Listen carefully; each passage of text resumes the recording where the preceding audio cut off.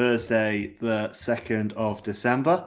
I've just realised I've messed up the overlay, so apologies to those of you who are watching. I'm Connor Hamilton, and this is the Seasiders Podcast Thursday night preview show. In today's show, we are previewing Luton Town's visit to the seaside this coming Saturday. This is normally the part of the pod where I'd introduce our Luton-flavoured guest, but unfortunately, they've been called into last-minute action at the hospital where they work. So you're stuck with us Seasiders pod regulars for a slightly shorter show today. In today's show, we are blessed to be joined by Joe, Seasiders regular. Now, Joe, you revealed yourself this week to be Twitter sensation @PositivelyCritch.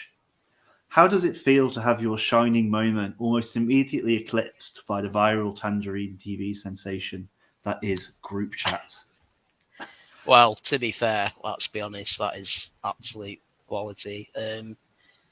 I never knew that watching three lads talk about NFTs, aliens, and pistachio-based snacks could be so entertaining. It was fantastic. But yeah, as far as Positively Critch goes, yeah, that was me. Cat's out of the bag.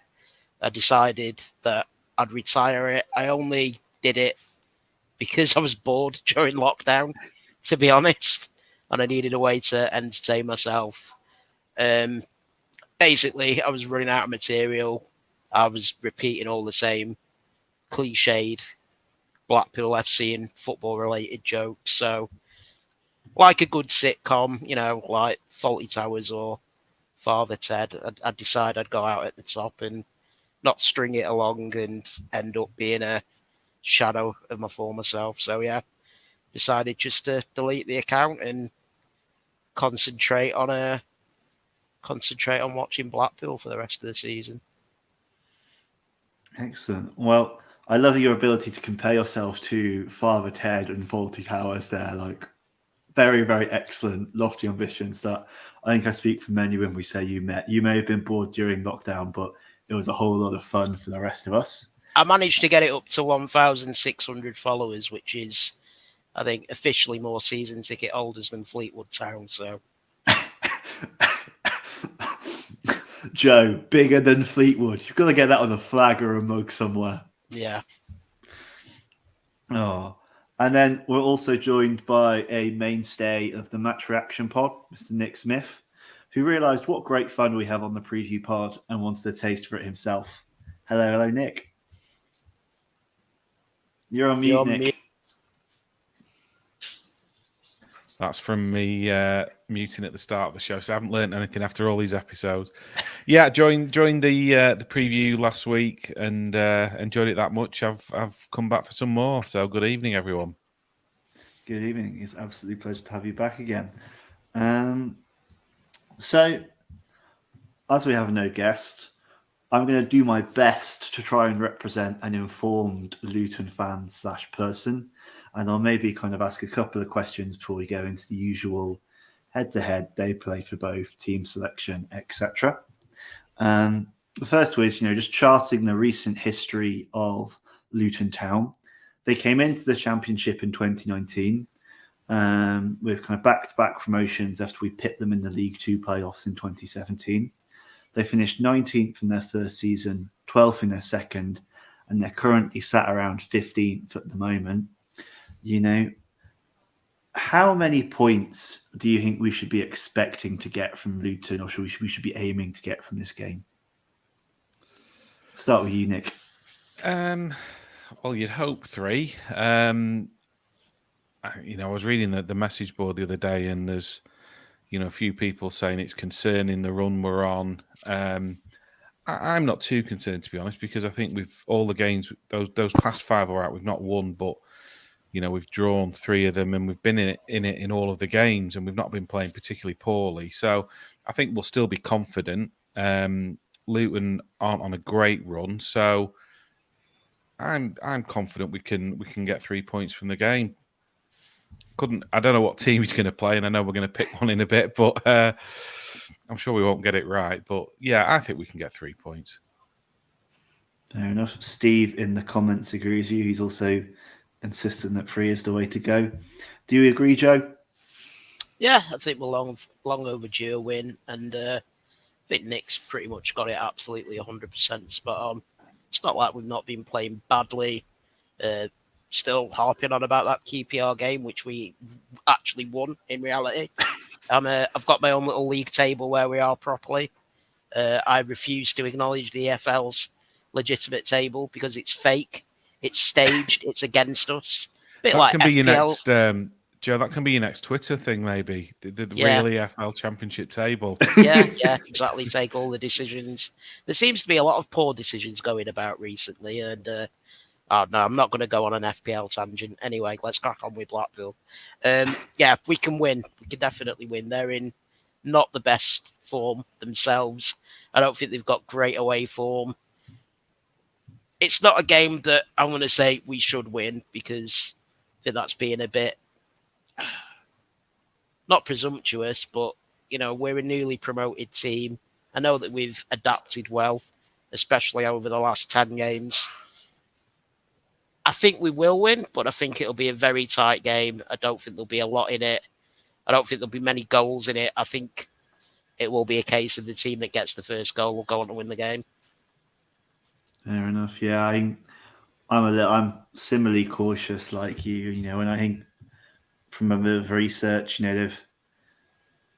they seem to be underperforming their expected goals, which I know isn't the most popular metric on this show, among those of a certain vintage. They're underperforming both of those at both ends. I still think, based from what I've seen of them so far, they're a potential playoff side if they put a decent run of form together. They've had some really great results, like I think battering Coventry 5-0. I think if this was a draw, if this was a game we just took a point from, I'd still be pretty happy, to be honest. I don't. Again, it's like when you play a team at what point in the season. Like if we'd have played Cardiff City 10 games ago instead of the second game of the season, we'd have probably won. If we played Nottingham Forest before they got rid of Houghton, we'd have probably at least got a point. It's all when the fixtures fall. And I agree with you. I think Luton are a good team. But I think the fact that they're on a bit of a dip in form at the minute, I'm not saying we're setting the world alight ourselves, but being the home team in the form that they're in, you'd like to think that this is a game that we can target 3 points for. So in addition to the real non-fake news league table, I want to see a kind of, Joe ideal fixture list that shows, if the fixture list makers hadn't been against us, how many points we could have won as well. I've currently got us top on like maximum points, to be honest. It's just the whole league is a conspiracy. Fair enough. And we appreciate your bold efforts in uncovering. It's like having to play them first 3 games of the season without any right backs. Absolute conspiracy. Yeah, just the whole football league. No, exactly. It's just ridiculous. Yeah, the mysterious shortage of right backs to replace Ollie Turton. Yeah. Now, one thing Luton do have is quite direct style. They've played the most long balls in the league, and even beating Cardiff for kind of how many times they pump it long. My take is we've probably played well against footballing sides like Fulham and Bournemouth, but maybe less well against kind of your more physical sides like Cardiff. Joe, are you concerned at all by that kind of aggressive pump it forward style we'll probably be facing on Saturday? No, I would have been at the start of the season, but not now. I think we proved that we can handle the long ball, route one type of football. The best example being how we performed against West Bromwich Albion. They play, for me, a very similar style. And I mean, we had to learn very early doors. I think the Cardiff game was a massive rude awakening to what we were going to have to deal with when we come across direct physical teams like that. And I think since that game, we've coped admirably against teams of that ilk. So, yeah, I'm pretty confident. It all depends on what formation and what personnel Critchley goes with. And I'm pretty confident that he'll pick the right formation and personnel for the job. Well, if there's anybody who knows the man well, it's you. You know, you've really got into his mindset with your recent social media experiments. And then, Nick, the other thing that's quite distinct around Luton style is they press a lot. You know, a lot of the stat sites, I kind of have them first or second for how often they try and hunt in packs to win the ball back early. There was a time a couple of months ago where I would have been quite concerned about our ability to deal with that. How concerned are you now around Blackpool's ability to deal with that pressure and our ability to go either over or through it? Probably similar to yourself. Earlier in the season, I would have been a bit more concerned about it, but I think we've adapted to that now. And you know, one thing about Critch, he'll have had them watched and he'll have a game plan to match that. You know, he's very much about what the opposition doing, and our formation or selection will be based on the opposition. So I'm not too concerned about that. You know, we like to play it out from the back, and if they're pressing there, sometimes I think we do that maybe too much and one pass too many, and kind of get a bit nervous and think, oh, we're going to give the ball away there, which we do occasionally, but we're confident enough to carry on doing it. So I'm not too concerned at all. I think if we play our game, then we'll be okay. Excellent. Good stuff. So in terms of players to be looking out for or to be listening out to on the radio commentary, Elijah Adebayo is their kind of top goal scorer, you know, involved in most league goals. You know, he's had 13 goals and 2 assists so far this season. And the other name that's probably going to cause us threat is a gentleman called Harry Cornick, who is third for chances created in the league. Very, very creative player. So keep an eye out for those two on Saturday. Joe, what are your score and match predictions for Saturday? Like I said earlier, I think it'll be a really tight game. I can't see them being an absolute goal fest. I think it'll be 1-0 either way. And I'm going to say we're due a win, so 1-0 Blackpool. Excellent. I love when people predict a Blackpool win. Nick, do you concur? I do, in that I think it'll be a Blackpool win and it'll be very, very close. I'm going to go 2-1 to Blackpool. 2-1. Excellent. Steve Hutchison's a bit more bullish than maybe panelists so far, predicting a 2-0 home win. I think I'm probably going to agree with Nick, though, in terms of the 2-1 home win. I think I've seen a degree of defensive frailty recently that means we're probably going to concede against a team that does create a lot of chances. But, you know, if we have Shane Lavery back fit, hopefully, you know, Gary Medine's still fit. Yeah, I still think we have the goal-scoring options to create a fair amount ourselves, particularly at home with that fantastic atmosphere. So I agree with you, Nick. I think 2-1 will be fair. Okay. So that's the score and match predictions. We'll now move into the wonderful feature that is They Played For Both. It's a bit slim pickings from what I've seen so far from research. But Joe, Nick, any players you can think of who played for both Luton Town and the wonderful Blackpool FC? I think recently it's Kieran Dewsbury Hall, the one that jumps out. Obviously was on loan with us from Leicester and then I think went to Luton this season after, was it? And he was a standout player for both. You know, I'm sure we both loved to have him back. He made a great impression when he was with us, and I think from memory as well, he did very, very well at Luton and was well thought of there. So that's one that jumped out for me. I think like every other man of the match he won there. It was ridiculous. I think he ended up winning like man of the match 20 times in his year alone at Luton. Yeah, he's a fantastic player, isn't he? Yeah, wish we could have him back. But he doesn't. Yeah. I haven't been paying much attention to Leicester's team sheets so far this year, but he doesn't seem to be featuring given the talent they have in that position with Maddison, Tielemans, etc. I don't know. I wonder if there is a possibility that a club like us could get him back in January. absolutely no chance. He came off the bench for them the final few minutes on I want to say Saturday, but it might have been a Sunday game. In fact, Yeah, he's still in and around the I squad, think he isn't he? came on late. I think he came on late against Southampton the other night as well. Yeah, So he's I in. think He's it's wishful in and around thinking. the squad. He's in and around the squad. Okay. Fair enough. Well, I'll consign that dream to bed then. Lay at 6 feet under. I'll throw out another one. Stuart Moore, our resident third choice goalkeeper, also had a brief spell at Luton. So I'm glad, Chris Maxwell's back. Who knows? There might be split loyalties in the goalkeeping camp today. Got to get the number one back to make sure no skullduggery happens. I think he was in net, wasn't he, for the playoffs for Luton? Was he? I know that a lot of Luton fans blame him for the cock up with Nangele coming out for the ball. Yeah. Maybe that's why we signed him. A nice little thank you, Doesn't matter at the end. They got to the championship before us. But interesting. Good colour, Joe.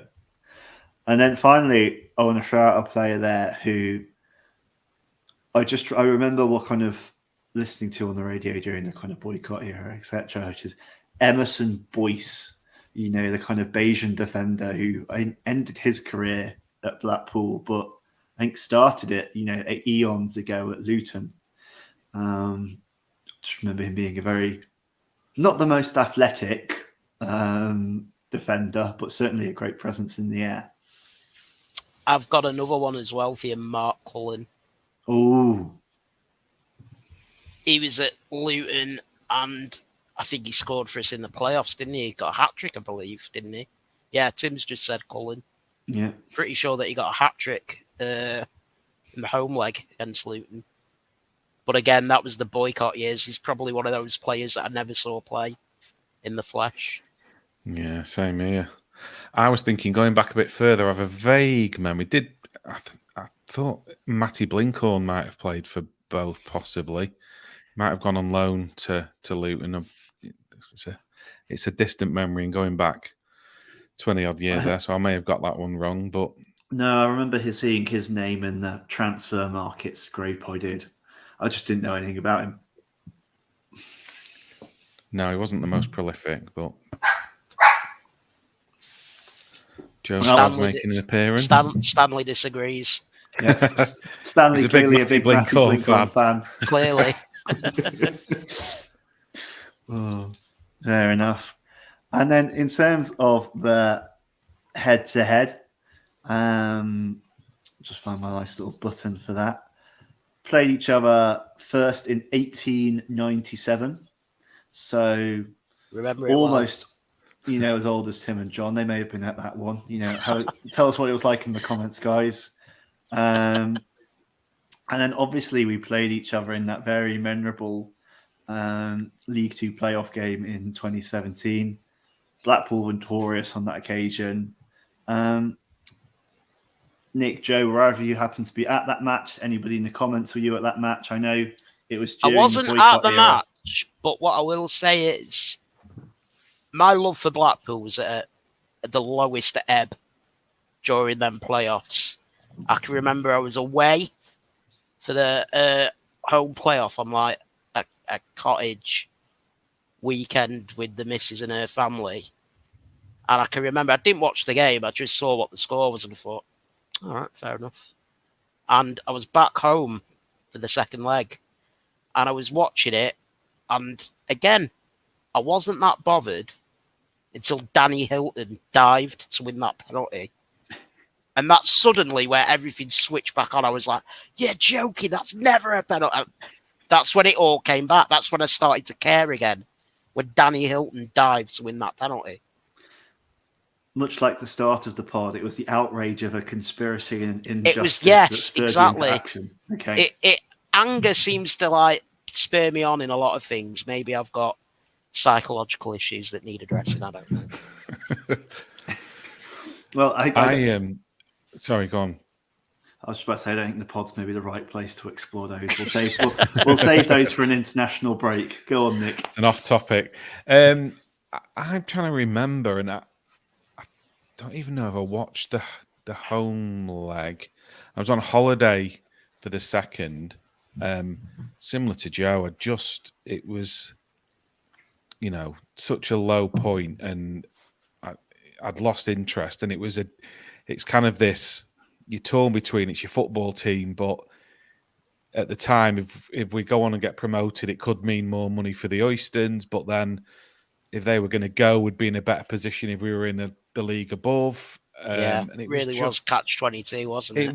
It was so many emotions, and I think I was in Spain for the second leg, and so we got through, and I wasn't having a particularly a celebratory drink or anything. It was just, it'd become so toxic at that point, hadn't it? And disconnected from the players, and you don't follow you don't really follow the results particularly, and it was more about what was going on off the pitch and in the courtrooms and stuff than what was going on the pitch. So it's a really weird one, isn't it, to be in that position with your football team, and you're kind of torn between wanting them to do well and not wanting them to do well because of the owners. Yeah, it was such an odd time. I remember Wembley was just so empty for that League Two playoff final. That was for me. It was too full. I know what you're saying by saying it was empty, but there should have been nobody there. No, was it about 4,000, I think, or something? And I think it was just under 5,000. Yeah. Yeah. I mean, a good portion of them will just be the day trippers who'll only ever go when Blackpool are at Wembley and never bother again. But yeah, like you say, I think for a lot of Blackpool fans who boycotted, they didn't want to see anybody there, did they? Nah. But hey ho, that's all in the past now. It is. David agrees with you, Joe. Thank you, David. You're a wise man. Excellent.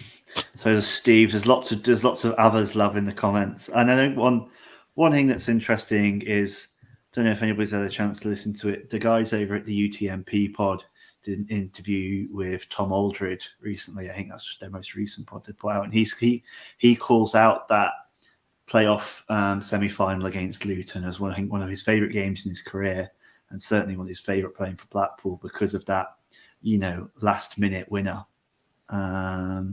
So check that out if you guys want to hear more. I would, but I have absolutely no idea who Tom Aldred is. I'm being serious. Centre back used to play for the club. I attribute him moving to Australia being directly responsible for a lot of A&Es around the country closing. He was that kind of defender. Oh, right, okay.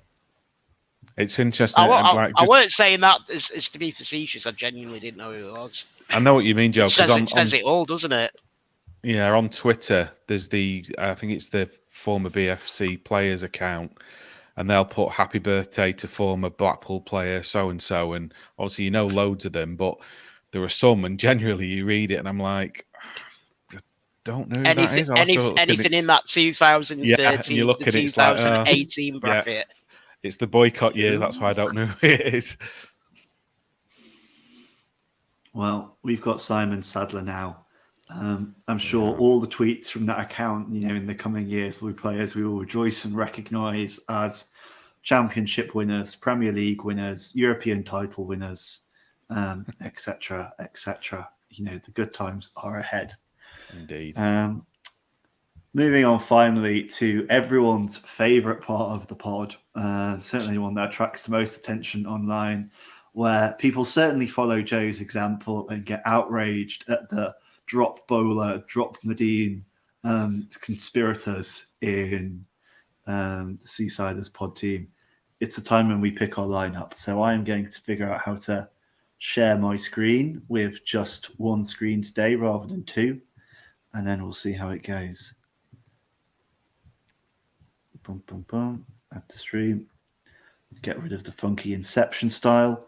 And then I'll rely on Joe and Nick to tell me that's working okay. Yes. It is, yeah. Dream. I might need glasses, but yeah, it's come up. Fair enough. I'll see if I can zoom in at all. There we go. Bit of a zoom in. All right. So, what formation are we starting with, guys? Good question. Do you think he'll go 4-4-2? I would, personally. Yeah. All right, we'll stick to the 4-4-2. I'm looking at Luton Town's last formation against Cardiff, where they got beat 2-1 at home, and they played 5-3-2. Interesting. Now, Critch obviously wanted to switch to a 3 at the back, 5 at the back system when we last played that, I think, against Swansea. Do you think he will switch and try and match up again here, or would you rather that he stuck to a 4 at the back, 4-4-2, 4-2-3-1? Looking at the way that Luton play, and I've just looked at their formation for the last 2 or 3 games, they seem to go 5-3-2 quite a lot. Now, I don't know whether that's coexisted with their run of poor form, and maybe they'll be a bit more adventurous, as a credited journalist, Sean, stated in his latest Lancashire Live article that Luton were looking to be a bit more adventurous this weekend. But I'd go with 4-4-2, and I'd definitely play one of Yates and Lavery up front, because I thought in the last game, Medine looked a little bit isolated up front and he wasn't getting the service. Yeah. He's too preoccupied about whether we are indeed all aliens. Yeah, whether this is all just some kind of matrix, isn't it, or something like that. Yeah. But the good news is that Chris Maxwell is back. I think he had 60 minutes or so in the midweek friendly against Huddersfield. Hopefully it means he's available for selection for this game. And I think if he was, he should go straight back in and Grimshaw would drop back to the bench. Nick, absolutely. Sorry, Joe Nick. clearly agrees. What do you think, Nick? Yeah, I'm a bit torn, but I was thinking, because Grimshaw's done really, really well since he's come in. He's grown in confidence. I think I said last week, game on game. You can see how comfortable he is with the ball at his feet now, with his distribution. He's certainly not let anybody down.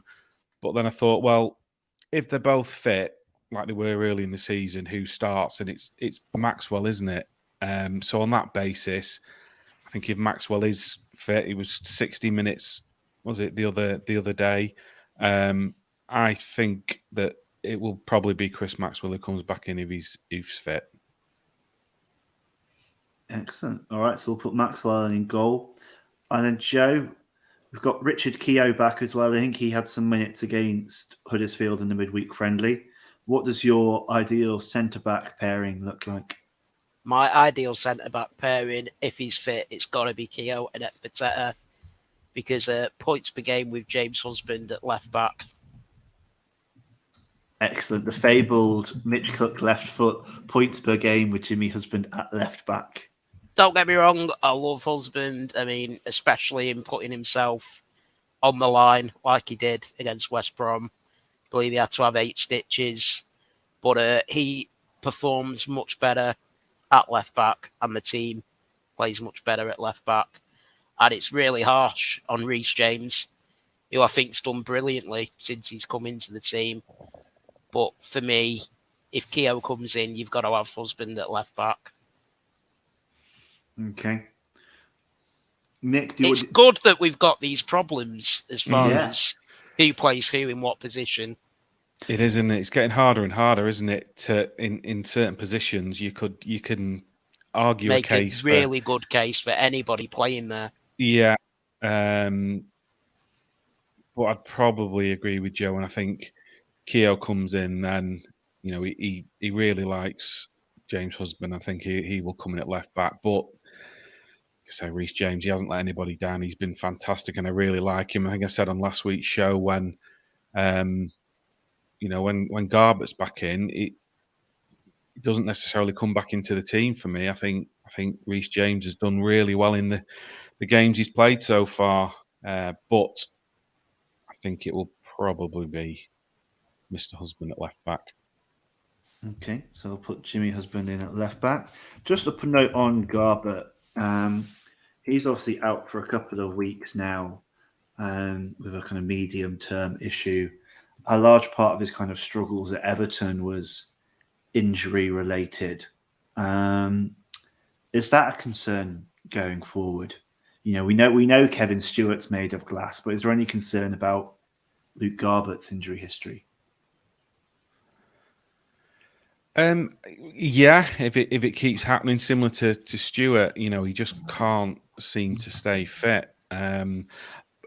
But you know, if he is out for a while, and I don't know how long Garbett is out for, as we've just said, we've got more than enough options with Husband and now Reece James coming in as well. So, you know, when someone's injured, it gives an opportunity for someone else, and Reece James has taken his chance really well. So, and I don't know how long Garbett's got left on his contract. Didn't he just sign a new one in the summer? I'm pretty sure he did. Yeah, pretty sure he signed a year extension.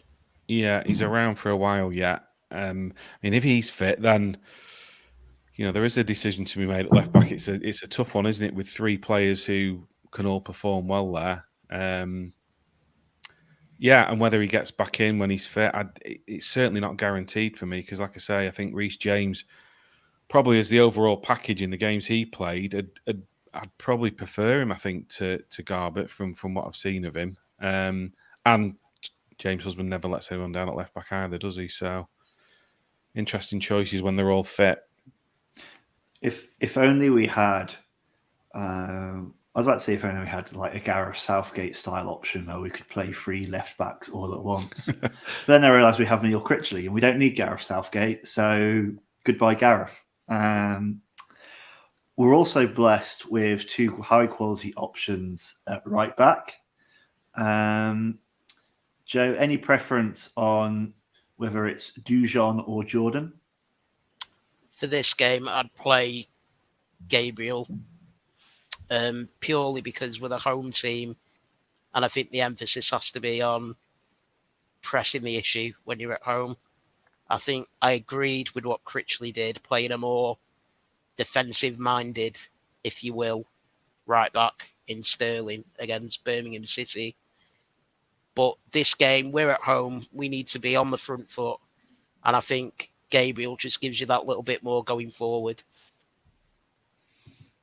Okay. Slotting Gabriel. And at right midfield, there's been a lot of debate recently about Josh Bowler. He had a hot start to the season. I've seen more and more kind of discontent online, you know, thinking, oh, maybe we should think about having Mitchell there more regularly or giving Dale more opportunities there. Some saying that we should keep the faith because they're not convinced those guys are better options or haven't shown themselves to be better options. Nick, what's your view on the great right midfield debate of our times? Yeah, it's a difficult one, isn't it? I think when he's on his game, you'd say you'd have Bowler in, but it's just when he isn't, you're almost carrying a passenger, aren't you? And I think what you get from Mitchell, even if it's not quite coming off for him going forward, you know, maybe the final pass or not getting a crossing or beating his man all the time, what you do get from him that you probably don't get as much from Bowler is it's the tracking back, and he puts more of a shift in for me. And I think Bowler in those last couple of games that's just not been there, and then when it's not happening going forward, that's when you can hear people's frustrations. And I think if he starts on Saturday and it doesn't happen for him, that will only increase. I think what you see from him coming off the bench, you know, he does make things happen. And to be fair to him, whether it's coming off or not, he will keep going and keep trying. You know, and it might be a shot that gets deflected, leads to a corner, and we get a goal from it, like we saw. I think it was at Swansea. So he's not out the picture for me, but I would say for Saturday, I would have him on the bench personally, and I'd probably go with Mitchell. Okay. Mitchell slotting in at right midfield. But, you know, Joe might disagree, you might disagree, and, you know, it's a close one either way, I think. But, like I say, I think you get a bit more of a the other side of it from Mitchell, putting a shift in and tracking back, which probably helps whoever's at right back. Indeed. Yeah, I am a big fan of Demi Mitchell. Dembappe, as I call him in my head. It hasn't quite caught on with other people yet. I think he adds a lot of quality to the side. And I don't know, grit is a word I've seen used about him. Like, he gets stuck in a lot more defensively than maybe Mr. Bowler. And I think against a side that's going to be aggressive, like Luton are, that's going to press you like Luton are, I think somebody who's just got that kind of positioning discipline, knows how to work within the context of the team and is a bit more of a team player. I think that's going to be quite important in this match. Central midfield, probably a far less contentious position. Any objections to the usual Dougal-Wintle double pivot? No. Not from me. All right. That's good. They are two of the undroppables at the moment. And I think Wintle, in particular, his passing ability is going to be vital to kind of navigating our way through that Luton press. Keogh probably as well, with those dribbling runs that give you a heart attack whenever he does it. Left midfield, who would you have there, Joe? It's got to be Keshi. Why has it got to be Keshi? Pretend for a moment I don't know anything about Keshi Anderson. Why should we put him on the left mid? Finesse, innit? No, he's a good player. I think creatively he's really stepped up this season. And I think it's proof positive that Neil Critchley is a very, very good coach. And he can make players of a certain standard even better. Because I'll admit, when he first came to the club in League One last season, I wasn't overly impressed with him. Granted, he had an injury issue, but I think that if there's any player at our club that's improved the most over the last 12 months, it's him. And yeah, for me, he's an absolute nailed-on starter every week for me. Yeah, the guys on the Not the Top 20 pod had a really good point, which is, if you'd have told us at like this point last year, year and a half ago, that of Sully Kaikai, Besley Barla and Keshi Anderson, that Keshi Anderson would be the one tearing it up in the Championship, I don't think many would have believed you. You're going to upset Matt here. Well, Matt can get upset. Sully Kaikai was great, Bez was great, but they're not in the Championship. Keshi Anderson is. I think he's been brilliant. I agree with Joe. He's really, this season, he's been absolutely phenomenal and looks like he's played in the Championship for a long time. He's stepped up really well, and like you said, he's one of your guaranteed starters. So definitely in left midfield for me too. Fair enough. I'm trying to figure out how I can add hashtag finesse after his name, but it isn't letting me. Oh. And there's Mitch in the chat, right on cue. Is he? Yeah. Let's have a look. Only because Critch hates Sully. There we go. Good old Mitch. Lots of conspiracies on the pod today. And then finally, we've got our two striking options up top. This will be the most difficult one for me. I don't know. The I one think that it's we'll probably have disagreements with as well. No, I think it's pretty clear as day. I think it's Tyrese John Jules all the way. With Oliver Sarkic. Joe Nuttall on the bench as an impact sub. He played well, apparently, in the behind closed doors game. Yeah, and John Jules scored, didn't he, as well? So he did. So who he's knows? Who knows? At the moment. Yeah. In all serious notes, I can try and wind up the chat as much as I want to. But Joe, who would you put in as one of our strike partnership? For me, Gary Medine has to start because I'm going to go with a big man, little man. Okay. The problem Nick? is, I'm not sure who the little man should be. Well, Nick, do you agree with big man, little man? And if so, who would your little man be? I do. I would go Medine and another. It's difficult, isn't it? It is. I'm leaning towards Lavery, but Jerry must be chomping at the bit. He really, and I wouldn't be disappointed if it was him, because I dare say he'd make the most of it like he did when he got his chance when Lavery was injured. But no, I'm gonna go with Lavery. That was my first thought. I'll go with Lavery up front with Medine. Yeah, I'd agree with that. I think Lavery was our player of the season until he got injured. And that's no harsh mark on Jerry, etc. Lavery was just exceptional. And I think we'd be silly not to give him an opportunity in a couple of weeks to regain that form, because if he does, I think that's something that could lead us back into the playoff. Like, if everyone else in the squad maintains their level and Lavery steps in and starts playing to the level he was in the first couple of weeks of the season, I think that's something that could take us back to playoff spots. Okay. Any closing comments on the lineup before we make it public and release it into the world for it to be appreciated and much loved by the denizens? It's not too of Twitter? controversial, that one, is it? There's no, Let's be honest, real though. wild Now that we've picked them, about 4 of them will definitely not play. Oh yeah, you can guarantee it won't be the team. But yeah, Anderson will have a shocker where he gets sent off or something, and everyone will come back and criticise us. Who knows? We've probably cursed them all. All right. So remove my screen and the horrible Inception layout it gives you. Gary Medine was right.